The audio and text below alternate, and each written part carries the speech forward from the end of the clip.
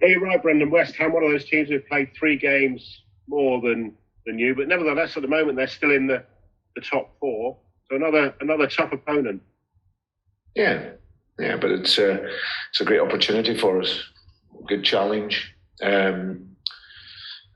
We had a tough night up there earlier on in the season when we lost a man early on, and they played well, and they've got some really good players. However, we come off the back of a much better performance tonight, if not result, and now we've got our supporters behind us at the weekend, and hopefully push us to get a good performance and result. A lot of noise surrounding the team off the pitch this week, Brendan. Obviously, you've got your own team to worry about, but as a manager, do you think David Moyes can use that kind of a siege mentality approach, or will it be a hindrance to them in this game? I don't know. I don't know the dressing room, Gary. So, but I think, as any manager, you go into your next game and you look to perform well and win. So it looks like he's got a really good bunch of guys there. They've done well this season, and it should make for a really good game. And do you plan for one of their best players to be in that defence, Kurt Zouma, or not? How do you approach it as the opposing manager? Well, they've got other really good players, so but we'll see. The system is more or less the same, despite whatever personnel, and we'll just prepare for that. Thank you. Pleasure. Okay, James Cooper then, please. Hiya, Brendan. I'm just wondering, after a tricky week, whether it'd be nice just to get some home comforts and be back at your stadium on home soil. Yeah, it's always great to play at home, but I enjoy the away games as well. We've played in 2 really good stadiums at Forest and Anfield here, so yeah. But going back, but we love playing at home. The supporters are a great encouragement for us, and as they were tonight, I thought they were great, singing right the way through, encouraging the team, and now we want to all performance and a result for them.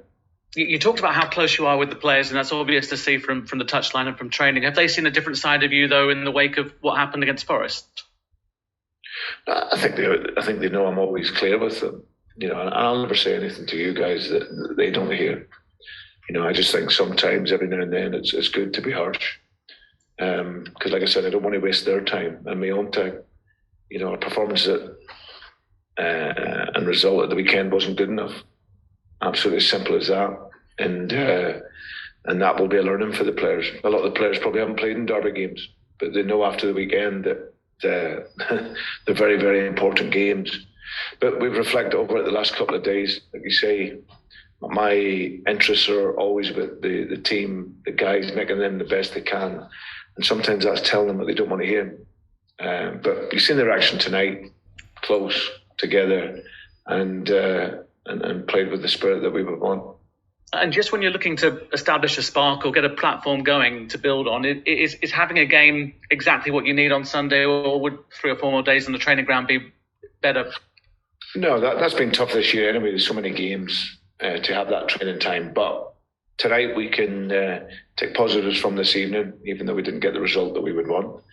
It's been we've had a good few games against Liverpool this season and really enjoyed them and done well in them. But tonight we'll take something else from it and look to bring that spirit and that mentality and that togetherness and add that extra bit of quality to our game at the weekend and see if we can get the result. Just a final one from me. You talked about the tough game against West Ham. Have they gone up a different level in the Premier League this season? It looks like they have on the outside, but I'm not a manager. Yeah, I think they've played consistent. I think they've got players at the top end of the pitch that are quality players that can score goals. So I think they've gained confidence from some of the results from last year. Got one of the best midfield players in the Premier League. Declan Rice for me is a top player. And they've got other guys like Bowen who's come in the last couple of seasons, has done fantastic. Goal scoring winger. And Mikel Antonio, these are guys that can give you a problem. So yeah, they've consistently done very well. Got real experience in the team, and David's done an excellent job. Nice to see you. Thanks.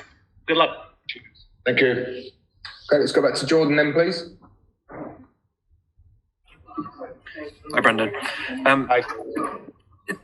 Obviously, with Wilf playing in defence again tonight, do the benefits of having him in defence outweigh the benefits of having him in sort of the defensive midfield position? 100%. 100%.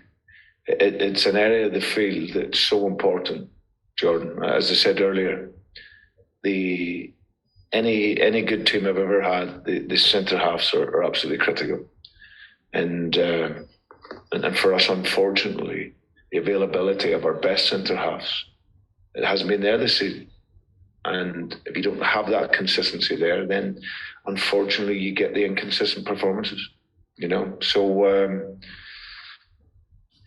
So my back line is, and in the two centre half positions, is very, very important. And so because that gives the stability to the rest of the team.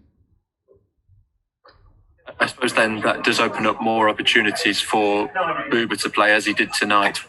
Where do you think? How do you assess both his performance tonight and maybe what he still needs to improve and what more you want from him? Yeah, I just think this year for him is about adapting to the pace of the Premier League. He's got real good qualities. He needs to play quicker. That's the Premier League, I think, probably where he's played in France. You get a bit more time in the ball. You can build the game through with more time. He's still adjusting, and he hasn't played a great deal recently. So coming in and playing here at Anfield was always going to be tough for him. But I think that's the adaptation that he has to make, and he will make. The ability to play with less touches and play at speed. That's the improvement he needs to make. But he's still so young and good physicality, and hopefully over the next couple of years he'll prove to be a good member of our squad. And obviously Patson and Kelechi have both got good goal scoring records this season when they have played. But aside from the goals, is there anything that you do miss when Jamie's not playing? I think Jamie, because of his reputation and his sheer exhilaration and speed, always threatened the back line. I think with Jamie, what you get, he's got this incredible finishing repertoire as well, where he can finish all sorts of goals. He can finish good finishes and headed goals, but just the fear factor that he brings. Patson's a young player that's still growing and developing, and he played tonight because it was a game we felt we could stretch him behind. Kells played at the weekend because it was a game where they would sit a little bit deeper, so we needed someone who could play into feet. So both of those get different attributes. But of course, Jamie's an outstanding striker who makes great runs and carries such a threat, and carries a real threat for the opposition. So, but listen, I can say this. We could say the same about Wesley and Johnny and these guys that have been missing. They're such important members for us. So, but hopefully we'll get them all back at some point.